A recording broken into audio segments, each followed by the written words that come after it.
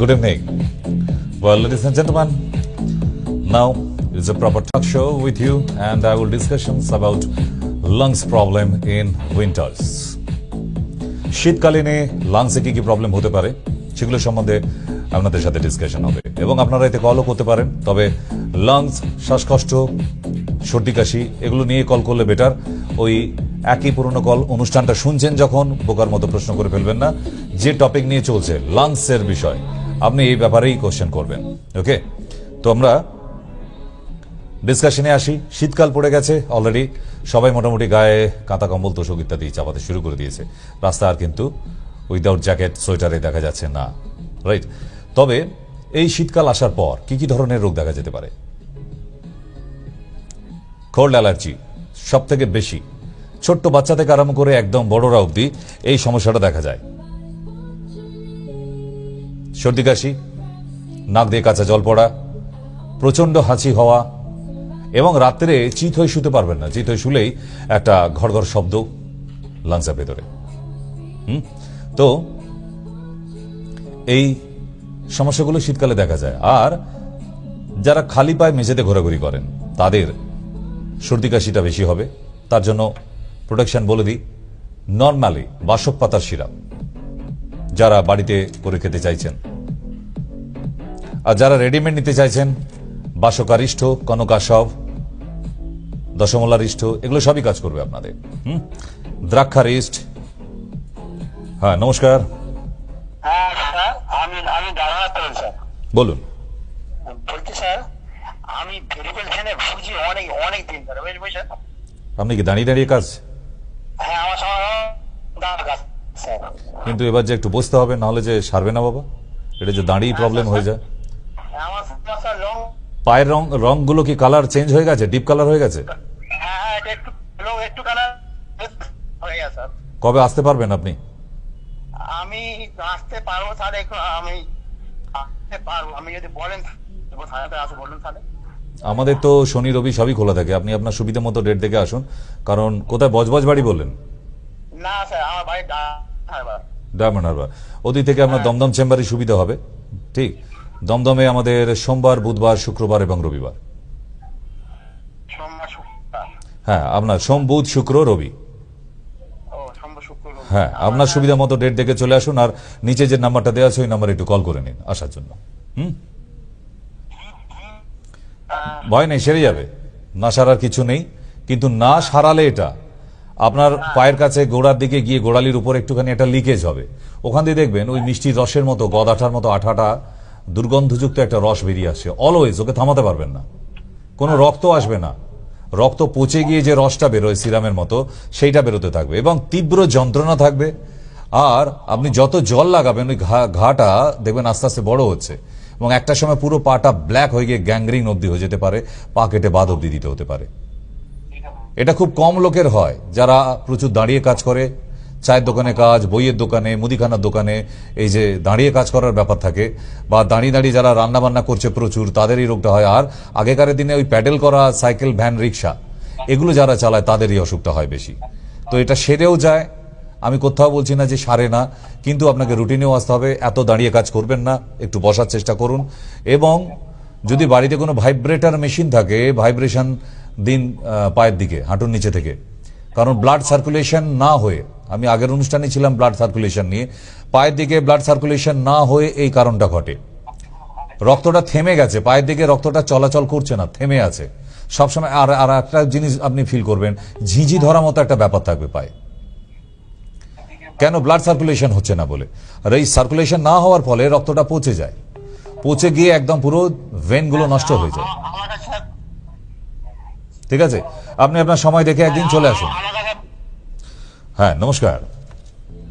Hello, বলছি আমি ময়না বলছি যে আমার দিদি না এই 5-6 বছর আগে পায়ে বাদ হয়ে গেছিল, প্লেট বসানো রয়েছে, প্লেটটা বাদ করে নেই, যন্ত্রণা হচ্ছে প্রচুর। কি একটু তত্ত্বটা দিলে একটু যন্ত্রণাটা কমবে? অ্যালোপ্যাথির দোকানে যাও, অ্যালোপ্যাথির দোকানে গিয়ে বলো জিরোডল এসপি, এই মুহূর্তের জন্য জিরোডল এসপি। ঠিক আছে, ইমিডিয়েটের জন্য বলে দিলাম, কারণ তোমার কাছে এখন আয়ুর্বেদিক নেই, হাতের কাছে পাবেও না, তুমি যখন আসবে নিয়ে যেও দিদির জন্য। কিন্তু এই শীতকাল পড়েছে, শীতকাল পড়লেই এই যন্ত্রণা হবে, কারণ ভেতরে স্টিলের প্লেট লাগানো, সেগুলো ঠান্ডা হয়ে যায়, আরো স্টিফনেস বেড়ে যায়, ফলে এতে কনকন করবে। ওই জায়গাটা গরম রাখার জন্য রসুন আর সর্ষের তেল গরম করে ওই জায়গাটা মাখিয়ে রাখতে বলো, যাতে ঠান্ডাটা ভেতরে প্রবেশ না করে, আর কনকনে ঠান্ডা জলে যেন স্নান না করে। যাদের শরীরে প্লেট ইনস্টল করা আছে তাদের সবাইকে এই শীতকালে একটু সাবধানে থাকতে হবে। তা তুমি আসো, তোমার দিদিকে নিয়ে আসোনি কেন? ও যে হেঁটে যেতে পারবে না, বাসে 15 মিনিট করে বলে যেতে। তুমি, তোমার বাড়ি কোথায়? মাজু? ওর না না, তোমার বাড়ি কোথায়? যা, ময়না পাখি পালিয়ে গেছে, নেই আর। ময়না পাখির টক টাইম শেষ। ঠিক আছে ময়না, আবার কথা হবে। আর আরেকটা, দিদি হেঁটে আসতে পারবে না মানেটা কি? তুমি কি তোমার বাড়ি থেকে হেঁটে হেঁটে আসো আমার চেম্বারে? হে ভগবান, আমি তো এই ইতিহাস জানতাম না। সে হাওড়া ডিস্ট্রিক্ট থেকে হেঁটে এখানে? এর থেকে তারকেশ্বরেও বোধহয় জল ঢালতে যাওয়ার সময় বোধহয় এতটা হাঁটে না। ময়না, ভাবিয়ে দিলে আমাকে। নমস্কার, হ্যালো, বলুন।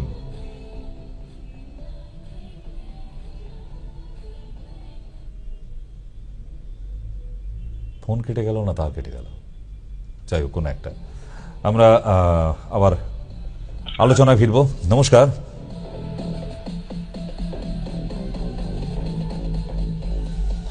ঠিক আছে, আমরা আলোচনায় আসি। উনি, আপনার ঘুম ভেঙে গেলে আমায় জানাবেন, ডাকবেন কিন্তু, কেমন? এই শীতকালে সর্দি কাশির জন্য যে যে টনিকগুলি হাতের কাছে রাখবেন, সব জায়গায় পাবেন ভাষারিষ্ঠ। ভাষারিষ্ঠ। দ্বিতীয় হচ্ছে দ্রাক্ষারিষ্ঠ, সর্দি কাশির জন্য মারাত্মক একটা টনিক। 3 নম্বর হচ্ছে কনকাসব। এগুলো ক্লাসিক মেডিসিন, যে কোনো আয়ুর্বেদিক দোকানে পাওয়া যায়। আর যদি পেটেন্টে আসেন ব্র্যান্ড কোম্পানির, তাহলে আপনাকে আসতে হবে রেগুলোকাস এইচ, কফল, জিক্যান, এই ধরনের কিছু মেডিসিন আছে যেগুলো আমাদের ইউনিটে চলে, মানে একদম ইন্ডিয়ার ব্র্যান্ড আয়ুষের মেডিসিন। সেগুলো আপনি কালেক্ট করতে পারেন, সেগুলো এখানে পাওয়া যায়। তবে দুটো এক করে ফেলবেন না, একটা পেটেন্ট মেডিসিন বললাম আর একটা ক্লাসিক মেডিসিন বললাম। ওকে, হ্যাঁ, নমস্কার, বলুন। হ্যালো। হ্যালো, বলুন বলুন, চুপ করে আর কবিতা বলার জন্য দাঁড়িয়ে থাকবেন না। হ্যালো। হ্যাঁ, হ্যালোর পরে কি? আমার স্ত্রী হাঁটু ব্যথা। হাঁটুতে এক্সরে করুন আর নিয়ে চলে আসুন। হাঁটুতে এক্সরে করুন, এক্সরে করে নিয়ে চেম্বারে নিয়ে আসুন। ঠিক আছে? এক্সরে করা হয়েছে? হ্যাঁ, এক্সরে প্লেটটা নিয়ে আর আপনার মিসেসকে সঙ্গে নিয়ে চেম্বারে আসুন।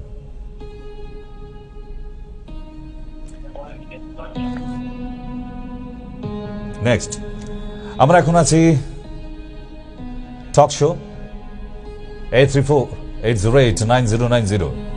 কল করুন, চলে আসুন। ঠিক, কিন্তু কল করে মনের ভাব প্রকাশ করুন, নাহলে তো আমিও দুশ্চিন্তায় রয়ে যাচ্ছি। নমস্কার, বলুন। হ্যালো। হুম, আমি যে ডাক্তার সেনের সাথে কথা বলার জন্য ফোন করছিলাম। কিসের জন্য? ডাক্তার সেনকে কথা হ্যাঁ, বলার কি জন্য কারণে, কেন?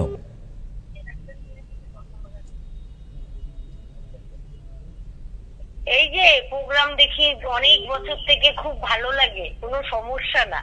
ও আচ্ছা আচ্ছা, ঠিক আছে, দেখতে থাকুন আজকের অনুষ্ঠান। আজকের অনুষ্ঠানও ভালো হবে। আচ্ছা, দেখি আমি অনেকদিন থেকে আপনার অনুষ্ঠান দেখি, কয়েক 5-7 বছর ধরে। আচ্ছা, 5-7 বছর। অনেক চেষ্টা করি, ফোন লাগে না, কিন্তু খুব ভালো লাগে, সমস্যা নেই কোনো। বেশ বেশ, এই একটা পৃথিবীতে প্রথম মানুষ পেলাম যার কোনো সমস্যা নেই। আপনার আয়ু দীর্ঘায়ু হোক, আপনি এরকম সুস্থভাবেই বেঁচে থাকুন, তাহলেই হবে। Next, hello. সত্যি এরকম মানুষ পাওয়া যায় না, কিন্তু কোনো সমস্যা নেই। প্রতিটা মানুষের কোনো না নয় ঘুমে প্রবলেম, নাহলে ঘুম থেকে উঠতে প্রবলেম, পটি যেতে প্রবলেম, পটি কারো বেশি হচ্ছে কারো কম হচ্ছে, মানে কোনো না কোনো সমস্যা থাকে। এই একটা মানুষ খুঁজে পেলাম এই মাত্র, যে দিদিভাই বললেন আমার কোনো সমস্যা নেই। আপনি আরো দীর্ঘায়ু হন। সমস্যা নেই যেহেতু কোনো সমস্যা নেই। সমস্যা থাকলেই অনেক সমস্যা, ঠিক না? হ্যাঁ বলুন।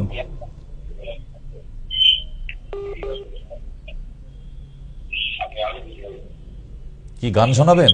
খাতা খুঁজছেন?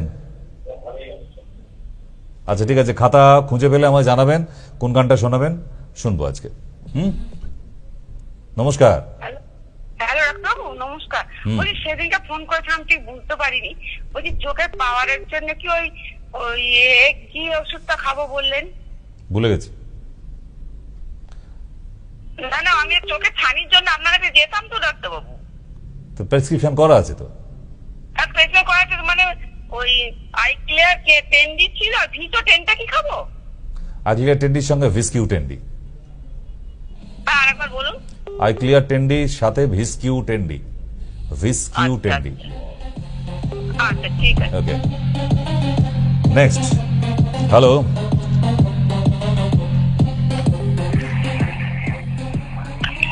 আছেন কেউ? হ্যালো, হ্যাঁ হ্যাঁ ডাক্তারবাবু, বলুন। আমার বয়স 52। আমার এই আঁচুর নিচে থেকে ফোটা ফোটা সাদা সাদা চকচক মতো হয়ে গেছে। হুম, এমনি আর কিছু প্রবলেম নেই, এই দিনের পর দিন দেখছি একটু বাড়ছে। তা এখন আসবেন না আরো আরেকটু বাড়ার পরে আসবেন? আমার বাড়িটা অনেক দূর। তাহলে তো কোনো গল্পই নেই। আপনি আমার এই অনুষ্ঠান দেখুন, আমাকে দেখুন আর ঘুমিয়ে পড়ুন। আবার উঠে দেখবেন, আবার কালকে দেখা হবে, আবার ঘুমিয়ে পড়বেন। তাছাড়া তো আর কিছু হবে না। এমনি কিছু আপনি ওষুধ বলতে এমনি কিছুতে অমনি কিছুতে হলে তো বাবা আমি তো মহাপুরুষ হয়ে যেতাম। এটা সেটি হয়েছে তোমার, ঠিক? সেটি আর এমনি অমনিতে ডাক্তারের কাছে কয়েক লাখ টাকা খরচা করে ফেললেও সেটি সারাতে পারে না, আর তুমি বলছো এমনিতে অমনিতে। থাক না, একটু বাড়াবাড়ি হলে তুমি এমনিই চলে আসবে, যেখানেই বাড়ি হোক। যখন দেখবে বাড়তে শুরু করেছে, ও খুঁজে তুমি আর নেবেই, আমাকে চিন্তা করতে হবে না। ঠিক, এখন ভালো থাকো। পরে আরে রোগ একটু বাড়লে আমাদেরও তো বিল বাড়ে, বোঝেন না কেন? বাড়ুক, আর একটু রোগটা বেশি হোক। বাঙালি তো রোগের শুরুতে কখনো ডাক্তারের কাছে যাবেন, এটা তো অভ্যাস, চিরকালের অভ্যাস। রোগটা বাড়ুক। আমরা সকালবেলা গণেশ ঠাকুরের কাছে ধূপ দেখাবার সময় বলতে হয় না, রোগগুলো একটু বাড়ুক। নাহলে আসবে না, বাঙালি আসবে না। বাঙালি সারাদিন কি খাবো সেটা চিন্তা করে, আর কখন শোবো সেটা চিন্তা করে, ব্যাস। খাই দাই ঘুমাই, একটাই কাস্ট, পশ্চিমবাংলার বাঙালি জাত। ঠিক, এরা ডাক্তারকে চেনে না। যখন একদম বাড়াবাড়ি হয়ে যাবে আর পাচ্ছে না, তখন দেখবে ডাক্তারের ঘাড়ে উঠে পড়ছে, গিয়ে ডাক্তারবাবু সাইজে দেন এক্ষুনি। আরে এক্ষুনি? তা এতদিন কি ঘুমাচ্ছিলে মা? আজ আসে, বড় দূরে বাড়ি তো, অনেকদিন থেকে আসবো ভাবছি, কিন্তু যাওয়া হয় নাই। থাক, এখন আর তাড়াহুড়ো করে হবে? রোগের তাড়া নেই তো, আপনার তাড়া আছে। তাই অসুখ একটু বাড়াবাড়ি হলে তারপর আসবে, কেমন? হ্যাঁ বলুন, কেউ আছেন? হ্যালো। না, ও সেই দিদি যে গানের খাতা খুঁজতে গেল, তিনি। গানের খাতা খুঁজে পেলে তারপর আসবেন। নেক্সট, চলে আসুন। 8348089090। নমস্কার। বলুন। সরাসরি কথা বলার জন্য একদম সরাসরি কথা হইতাছে, কোন? হ্যালো, ভেবে বলবেন। ওই তো ডাক্তারবাবু, ওই তো ডাক্তারবাবু আপনার বাড়িতেই তো। আর কিভাবে খুঁজতে চান ডাক্তারবাবুরে? বলতে আমার হাঁটুটা অর্থ আচ্ছা রাইছে, আমি দেখাইছিলাম বলে আয়ুর্বেদিক। কি হলো তাতে, দেখিয়ে? হ্যাঁ, দেখাবার পর কি হলো? ছেড়ে গেছে?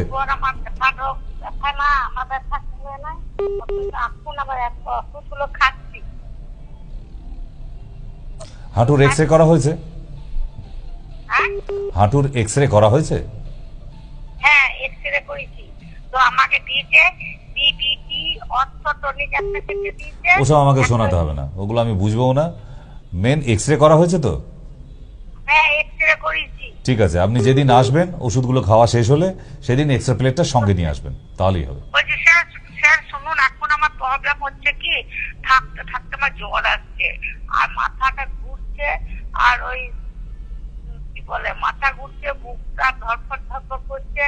আর ওই জ্বর জ্বর ভাব লাগে। কি করতে হবে বলুন? তাহলে এখন কোনো অসুবিধার কোনো ইয়ে পাবো? আমি প্যারাসিটামল খাচ্ছি, জ্বরটা ছেড়ে যাচ্ছে, আবার জ্বর হচ্ছে। অ্যান্টিবায়োটিক দিতে হবে সাথে, শুধু প্যারাসিটামলে যাবে না। এটা সিজন ফিভার প্রচুর মানুষের হচ্ছে এই সময়, কারণ সবে গরম থেকে হঠাৎ ঠান্ডাটা এসে গেছে তো, যে জন্য হচ্ছে। তবে আপনি যে প্যারাসিটামল খাচ্ছেন তার সঙ্গে অ্যান্টিবায়োটিক নেই, মাথাটা ঘুরছে, পায়খানা পরিষ্কার হচ্ছে না একবারে। ওগুলো সব পরে হবে। এখন জ্বরটা সারাও, তারপর চেম্বারে যখন দেখা করবে বাকিগুলো। আমি তো এখান থেকে বসে কিছু করতে পারবো না, তুমি বলেই যাবে আর আমি শুনেই যাবো, লাভ কি হবে? আমি বীরভূম থেকে বলছি। তাতে কি হয়েছে? বীরভূমের লোকেদের কি রোগ হয় না, না তারা ডাক্তারকে দেখায় না? তাই না? হ্যাঁ, দমদমে, আর না হলে ভিডিও কলিং এ, ভিডিও কলের মাধ্যমে দেখাতে পারবেন। ওকে, সময়সীমা একদম শেষে থেকে লাস্ট কল। হ্যালো,